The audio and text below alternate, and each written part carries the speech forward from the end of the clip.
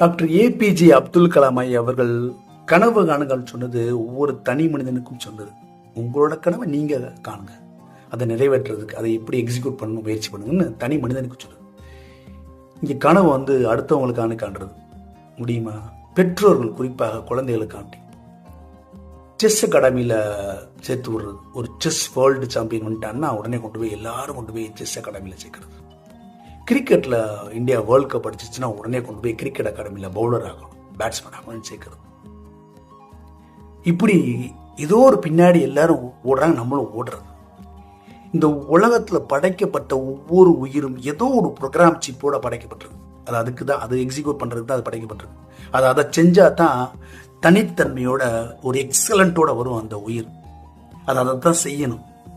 நம்மளோட இதுகளை திணிக்கக்கூடாது. அவங்களோட முடிவில் அவங்களுக்கு உடன்பாடு இல்லாட்டாலும் சப்போர்ட் பண்ணுங்க, அவங்க சக்சஸ்ஃபுல்லாக வருவாங்க.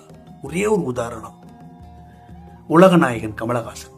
அவர் இன்னைக்கு பேசுகிற வச்சு அவர் அறிவாளி, புத்திசாலி, ஞாபக சக்தி எல்லாமே இருக்குது. இந்த ஒரு விஷயத்தை அவர் குழந்தையில இருக்கும்போது பார்த்துட்டு அவரோட அம்மாவோ அப்பாவோ நீ டாக்டராக தான் ஆகணும், உனக்கு அறிவு இருக்குது, புத்திசாலித்தனம், பெரிய டாக்டராக வரணும்னு அவரை ஃபோர்ஸ் பண்ணியிருந்தாங்கன்னா இன்னைக்கு ஒரு மோசமான டாக்டராக இருப்பார் கமலஹாசன். தான் நினைத்ததை செய்ததால் கிரியேட்டிவிட்டியாக இருக்கிறதுனால அவர் பாதையில் நீ படிக்காட்டாலும் பரவாயில்ல, ஸ்கூலே படிக்க வேணாம், போ டான்ஸ் கற்றுக்கோ, ஆடு, பாடு, எழுது அப்படின்னு விட்டதுனால அந்த சுதந்திரம் இன்னைக்கு உலக நாயகன்.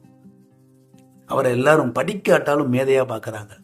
அவர் தனிப்பட்ட வாழ்க்கை பற்றி பேசலாம், ஆனா ப்ரொஃபஷனல் லைஃப் அந்த சக்சஸுக்கு காரணம் அவன் நினைத்ததை அவன் செய்தது.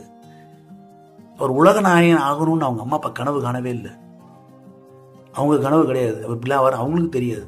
நீ பிடிச்சது செய்யற அப்புறா அப்படின்னு நினைக்க அவங்க சொன்னதுனால அவன் சுதந்திரமாக அந்த சுதந்திரத்தை பயன்படுத்தி அவன் தனக்குள்ள அந்த ப்ரோக்ராம் சிப், கிரியேட்டிவிட்டி சிப் தான் இருக்குன்றதை உணர்ந்து இன்னைக்கு டாப்ல இருக்கிறார். அது ஒண்ணுதான் உதாரணம்.